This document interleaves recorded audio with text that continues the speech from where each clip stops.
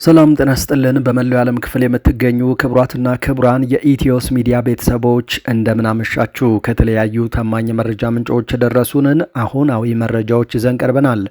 ለቻናላችን አዲስ የሆናችሁ ካላችሁ ሰብስክራይብ አድርጉ፣ ቪዲዮውንም ላይክና ሼር በማድረግ ጀምሩ።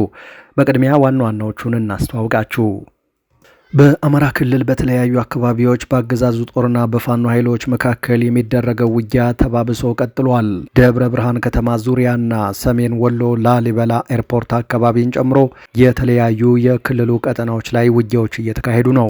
በሌላ በኩል የአማራ ፋኖ ብሔራዊ ኃይል እጁን በአሰቃቂ ሁኔታ በተቆረጠው ወጣት ጉዳይ በገለልተኛ አጣሪ ቡድን ምርመራ እንዲደረግ በይፋ ጥሪ አቅርበዋል። በዝርዝር መረጃውን ይዘነዋል። የመከላከያ ሰራዊቱ ኮማንድ ፖስት ለቆ እንዲወጣ ጀነራሎቹ ጠየቁ። ህወሓት ዕለት በዕለት አዳዲስ ምላጮችን 4 ኪሎ ላይ እየሳበ ነው። ዛሬ ደግሞ እኔን የነካ የትግራይን ህዝብ ነካ ሲል ባወጣው መግለጫ ራያ ላይ ያለው የመከላከያ ኮማንድ በአስቸኳይ ጠቅልሎ ይውጣ ብሏል። በዝርዝር ትሰሙታላችሁ። የብሔራዊ ምርጫ ቦርድ በብልጽግና ከህጋዊ የፖለቲካ ፓርቲነት የተሰረዘው ህወሓት በህገወጥ መንገድ እገዳ እንደተጣለበት ይፋ አድርጓል። በቀጣይም ህወሓትን የማያካትት ምርጫ ለማካሄድ እቅድ አለ ሲል ከሷል። በጉዳዩ ዙሪያ ከመቀሌና ከአዲስ አበባ ምን ተባለ? በዝርዝር ይዘነዋል። ክቡራትና ክቡራን እነዚህንና ሌሎችንም መረጃዎች በዝርዝር ታደምጣላችሁ። ለቻናላችን አዲስ የሆናችሁ ሰብስክራይብ፣ ላይክ፣ ሼር በማድረግ ጀምሩ። በቀጥታ ወደ መረጃው አለፍን። አብረን እንቆይ። በአማራ ክልል የተለያዩ አካባቢዎች በአገዛዙ ጦርና በፋኖ ኃይሎች መካከል የሚደረገው ውጊያ ዛሬም ተባብሶ ቀጥሏል።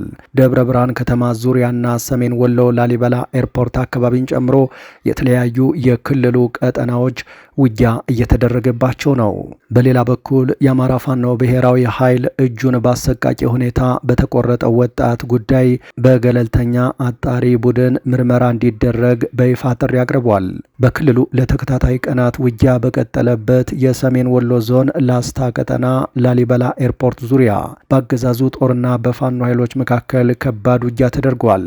ከላሊበላ ሽምሻ አየር ማረፊያ በቅርብ ርቀት በከባድ መሳሪያ ታግዞ ለሰዓታት በቀጠለ ውጊያ ከ60 በላይ ያገዛዙ ወታደሮች የሞትና የአካል ጉዳት ደርሶባቸዋል ሲል የአማራ ፋኖ ብሔራዊ ኃይል ምኒልክ ዕዝ ነው ይፋ ያደረገው። ከላሊበላ አየር ማረፊያ ዙሪያ እስከ ገለሶት ከተማ በተደረገው ከባድ ውጊያ ከፍተኛ ወታደራዊ ጉዳት ያስተናገደው ያገዛዙ ጦር አካባቢውን ለቆ ወደ ሽምሻ ቀጠና ሸሽቷል ሲሉ የፋኖ ኃይሎች አክለው ገልጸዋል። ውጊያው በቀጠለበት ጊዜ አገዛዙ ከተጠቀመባቸው ከባድ መሳሪያዎች በተጨማሪ ያልተቋረጠ የአየር ኃይል አሰሳ ያደርግ እንደነበርም ነው የተሰማው። በተመሳሳይ በአምባሰል ወረዳ ግሸን ደብረ ከርቤና ጀጎዶ አካባቢ ከፍተኛ ሰብአዊና ቁሳዊ ጉዳት የተመዘገበበት ውጊያ መደረጉን የፋኖ የመረጃ ምንጮች ተናግረዋል። የአማራ ፋኖ ብሔራዊ ኃይል ምስራቅ አማራ ቀጠና ሚኒሊክ ዕዝ ልጅ ኢያሱ ኮር በውጊያው ከፍተኛ ድል አስመዝግበናል ሲል አስታውቋል። የአገዛዙ ጦር ጀጎዶ አካባቢ በፈጸመው ተከታታይ የሞርተር ድብደባ የንጹሐን መኖሪያ ቤቶችና ትምህርት ቤቶች መውደማቸውን የመረጃ ምንጮቻችን ነግረውናል። በተያያዘም የፋኖ ኃይሎች በሌሊት ወደ መርጦ ከተማ በመግባት በፈጸሙት ጥቃት 4 አጃቢዎቻቸውን በመግደል አንድ ሻምበል አዛዥና ያገዛዙ የክፍለ ጦር ሐኪምን በቁጥጥር ስር ማዋላቸውን አስታውቀዋል። የፋኖ አባላቱ በመርጦ ከተማ በነበራቸው ግዳጅ ያለምንም ጉዳት ኦፕሬሽኑን በስኬት አጠናቀዋል ሲል ያስታወቀው ደግሞ አፋባሃ ምስራቅ አማራ ቀጠና ምኒልክ ዕዝ ነው። በዚሁ ቀጠና ዋድላ ወረዳ ራሳቸውን ከፋኖ ኃይሎች የደፈጣ ጥቃት ለማዳን በተሽከርካሪ ለማምለጥ ሲሞክሩ የነበሩ የወረዳው የሚሊሻ ኃላፊዎችን መገደላቸው ታውቋል። በተመሳሳይ በዛሬው ዕለት ህዳር 18 2018 ዓ.ም በሰሜን ሸዋ ዞን ደብረ ብርሃን ከተማ ዙሪያ ከሌሊቱ 10 ሰዓት ጀምሮ ለተከታታይ 7 ሰዓታት በዙ 23 ሞርተርና በሞርተርና ዲሽቃ የታገዘ ከባድ ውጊያ መደረጉን የአካባቢው የመረጃ ምንጮች አስታውቀዋል።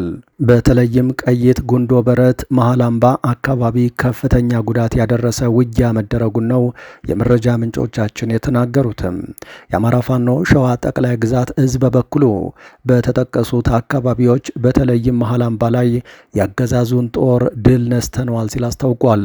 በአካባቢው የተቀሰቀሰው ውጊያ እስከ ደብረ ብርሃን ከተማ ዙሪያ ድረስ ተስፋፍቶ መቀጠሉን አፋሕድ ሸዋ ጠቅላይ ግዛት እዝ መሐመድ ቢሆነኝ ኮር አስታውቋል። ሆኖም በውጊያው የደረሰውን ዝርዝር ጉዳት በተመለከተ ጠቅላይ ግዛት እዙ ያለው ነገር የለም። በተመሳሳይ በምስራቅ ጎጃም ዞን ከደብረ ኤልያስ ወረዳ ወደ ማቻከል ደጎማ አካባቢ ሲንቀሳቀስ በነበረ ያገዛዙ ጦር ላይ የፋኖ ኃይሎች የደፈጣ ጥቃት ከፍተው ያገዛዙ ወታደሮች የተገደሉ ሲሆን በዞኑ ባሶ ሊበን ወረዳ ከጁቤ ወደ ኮርክ ከተማ ጉዞ ላይ የነበረ ያገዛዙ ጦርም በተመሳሳይ የደፈጣ ጥቃት በፋኖ ኃይሎች ተፈጽሞበታል። በሁለቱ አካባቢዎች ፋኖ በከፈተው የደፈጣ ጥቃት ያገዛዙ ጦር ላይ ከፍተኛ ጉዳት ደርሷል ሲሉ የአማራ ፋኖ ብሔራዊ ኃይል ቴዎድሮስ እዝ አስታውቋል። በተመሳሳይ ዛሬ ህዳር 18 2018 ዓ.ም አዋበል ወረዳ አምበር ከተማ አቅራቢያ ሻፎ ጉጃለማ የተባለ አካባቢ በተደረገ ውጊያ የፋኖ ኃይሎች ድል ማድረጋቸውን አስታውቀዋል። በሌላ በኩል የአማራ ፋኖ ብሔራዊ ኃይል በወሎ ወረ ኢሉ ወረዳ እጁን በአሰቃቂ ሁኔታ በተቆረጠው ወጣት ጉዳይ በገለልተኛ አጣሪ ቡድን ምርመራ እንዲደረግ በይፋ ጥሪ አቅርቧል። ሰሞኑን ድርጊቱ ሲፈጸም የሚያሳይ ተንቀሳቃሽ ምስል መሰራጨቱ የሚታወስ ሲሆን ይህ አይነት ድርጊት በማንም ይፈጸም በየትኛውም ቦታ በሰው ልጆች ላይ ሁሉ ሊፈጸም ቀርቶ ሊታሰብ የማይገባው አሳፋሪ ድርጊት በመሆኑ የአማራ ፋኖ ብሔራዊ ኃይል ድርጊቱን ፈጽሞ ያወግዛል ሲል መግለጫ አውጥቷል።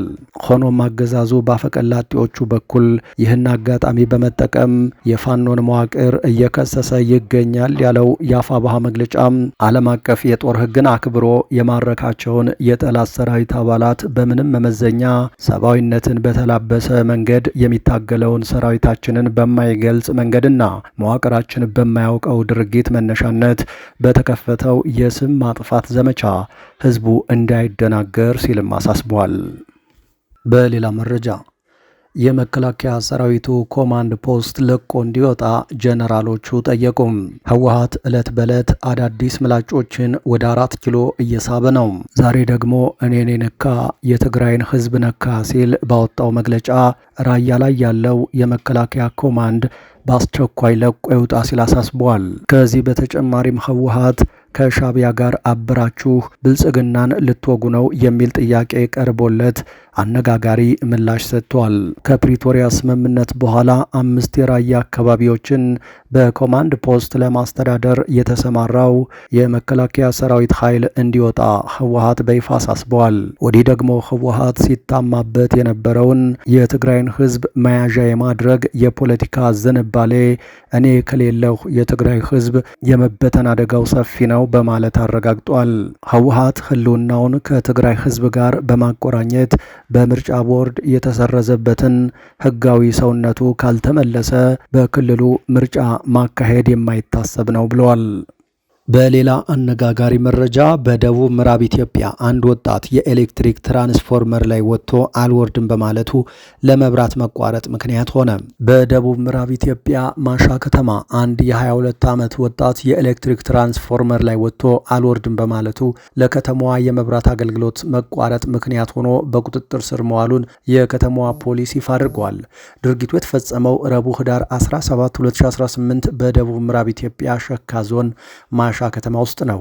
በዕለቱ በግምት ከቀኑ 7 ሰዓት ላይ አንድ የአእምሮ ጤናና ሌላ ተጓዳኝ ችግር አለበት የተባለ ወጣት በከተማዋ በሚገኝ የኤሌክትሪክ ትራንስፎርመር ላይ ወጥቶ ለመውረድ ፈቃደኛ ሳይሆን ቀርቷል። የአካባቢው ማህበረሰብና የሀገር ሽማግሌዎች ተሰባስበው የወጣቱን ሕይወት ለመታደግ ከፍተኛ ኃይል ካለው ትራንስፎርመር ላይ እንዲወርድ መለመን ጀመሩ።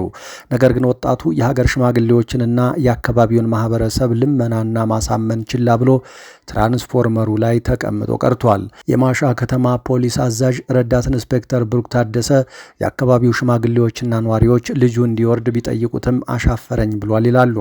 ከዚያ በኋላ ከአቅማቸው በላይ በመሆኑ ፖሊስ መጠራቱን የከተማዋ ፖሊስ አዛዥ ተናግረዋል። ፖሊስ ከከተማዋ ነዋሪ ጥሪ ከደረሰው በኋላ አባሎቹን ወደ ቦታው ቢልክም ግለሰቡ ግን አልወርድም ብሎ ማስቸገሩን ተናግረዋል። ከ20ና 30 ደቂቃ ማግባባትና ማባበል በኋላ ፖሊስ ግለሰቡን ማውረዱንና በቁጥጥር ስር መዋሉን አዛዡ ተናግረዋል። ረዳት ኢንስፔክተር ብሩክ ታደሰ ፖሊስ ከመጣ በኋላም አልወርድም እያለ ነበር በማለት በአካባቢው የኤሌክትሪክ አገልግሎት በዚህ የተነሳ መቋረጡን ተናግረዋል። ልጁ ለምን አልወርድም እንዳለ ሲጠየቁም ተስፋ ቆርጫለሁ፣ ከእንግዲህ በኋላ ሕይወቴን ማጥፋት አለብኝ እያለ ይናገር ነበር ሲሉ ሁኔታውን አስረድተዋል። ወጣቱን ከትራንስፎርመሩ ላይ እንዲወርድ ከተደረገና ከተረጋጋ በኋላ የፖሊስ አባላት ወደ ፖሊስ ጣቢያ ወስደው ምርመራ ማካሄዳቸውንም ተናግረዋል።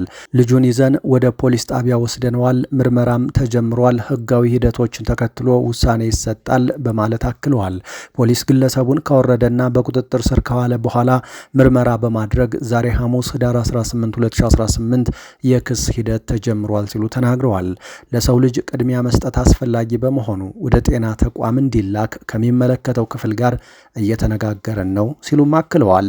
በዚህ ሰዓት ብዙ ወጣቶች ራሳቸውን በተለያየ መንገድ እያጠፉ ይገኛሉ። የዚህ ወጣት ታሪክና ጉዳይም አነጋጋሪ ስለሆነ መረጃውን አጋራናችሁ።